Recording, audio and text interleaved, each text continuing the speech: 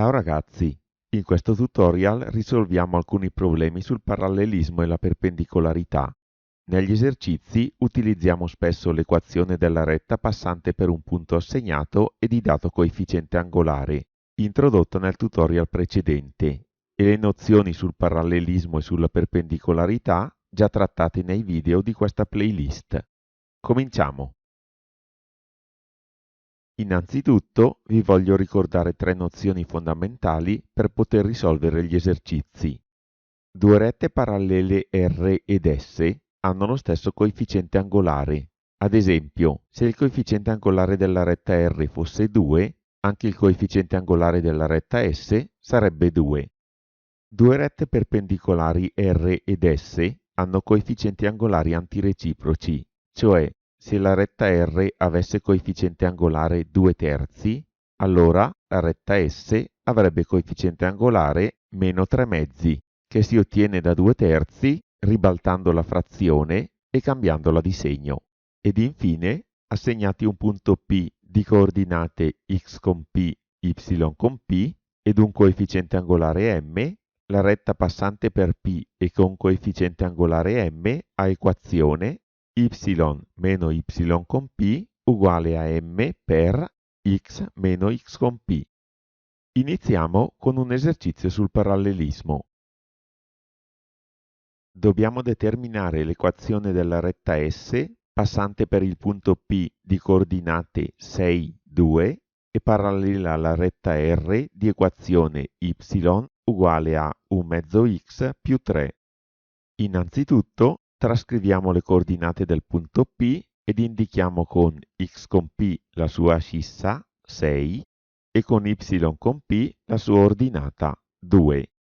Siccome sappiamo che la retta S passa per il punto P, dobbiamo utilizzare l'equazione della retta passante per un punto.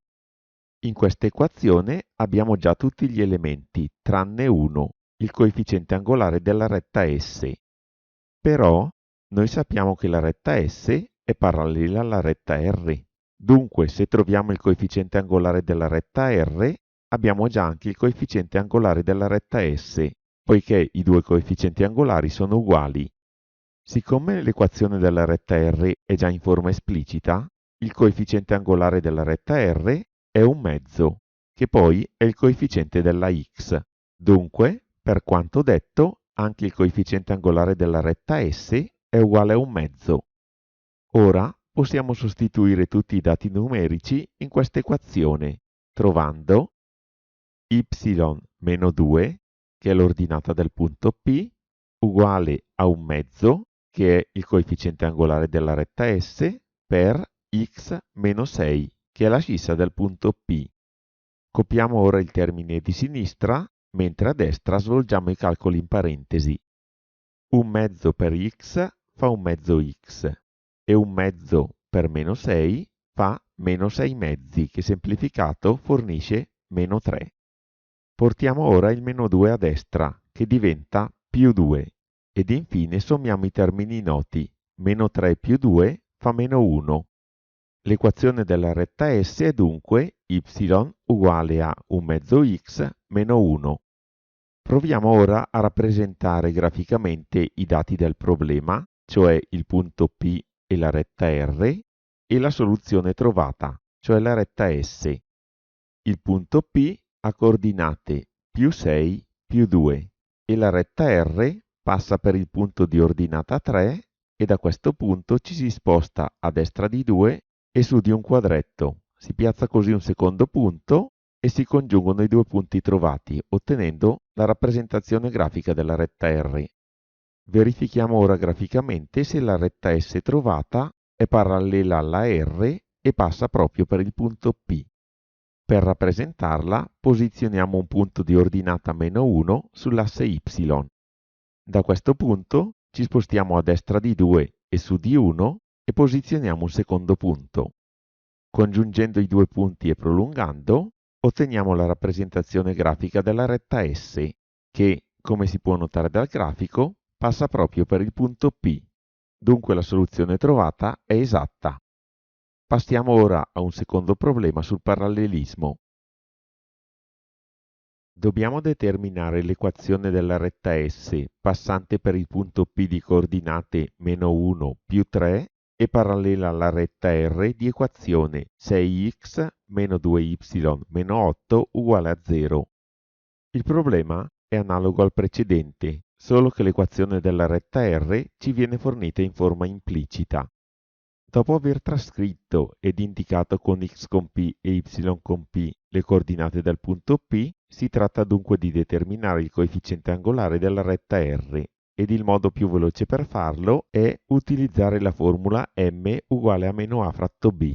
Dunque, il coefficiente angolare della retta R è dato da meno 6 fratto meno 2, cioè più 3. Ora, siccome le rette R ed S sono parallele, anche il coefficiente angolare della retta S è uguale a 3. Qui in basso ho scritto anche l'equazione della retta R in forma esplicita, che ci permette di visualizzare facilmente il coefficiente angolare. Possiamo ora scrivere l'equazione della retta S passante per il punto P e di coefficiente angolare ms e sostituire in essa i dati numerici trovati.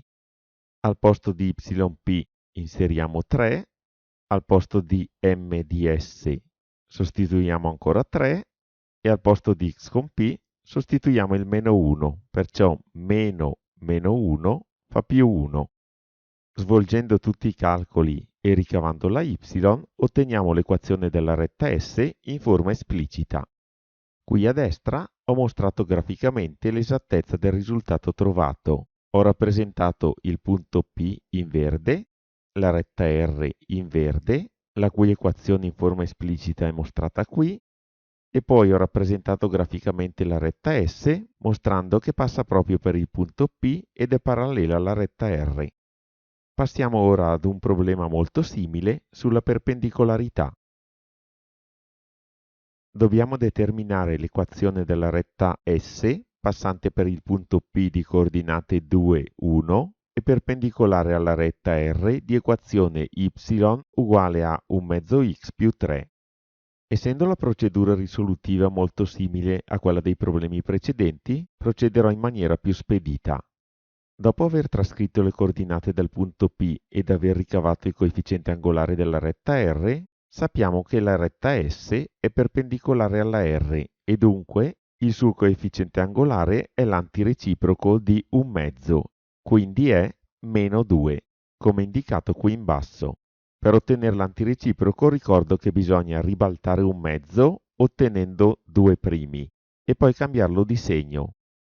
Ora, per determinare l'equazione della retta S, è dunque sufficiente scrivere l'equazione della retta passante per il punto P e di coefficiente angolare ms e sostituire in essa i dati numerici.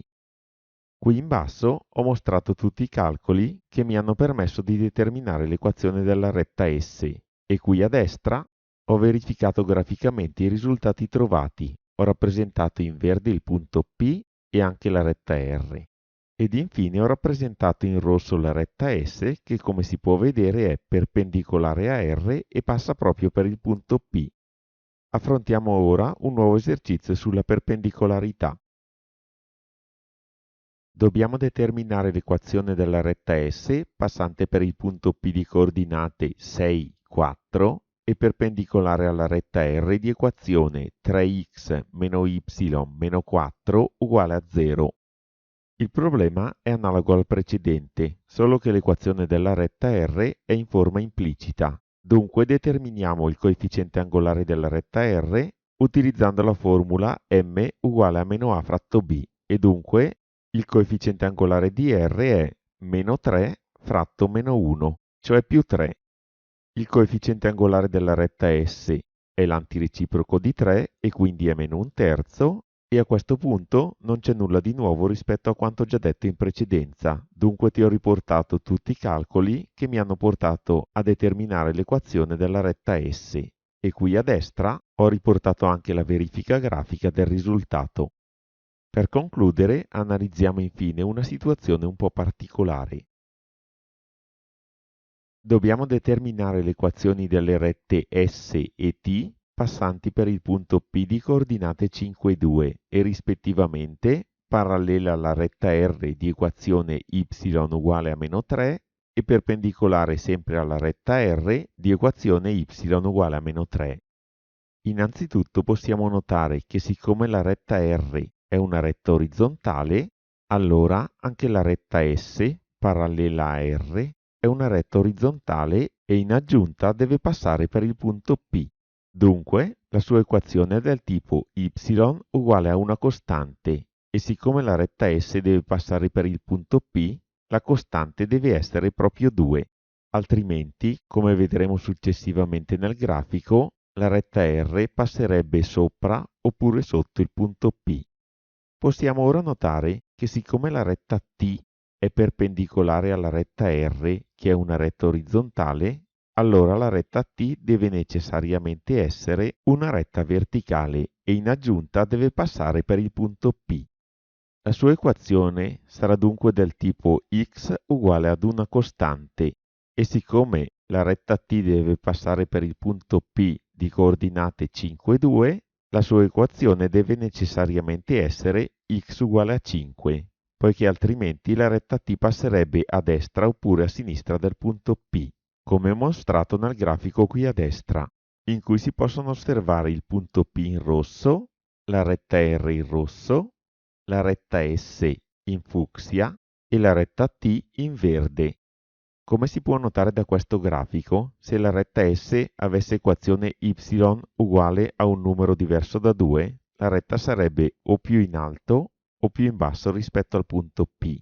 E se la retta T avesse equazione x uguale a un numero diverso da 5, la retta T sarebbe a sinistra oppure a destra del punto P.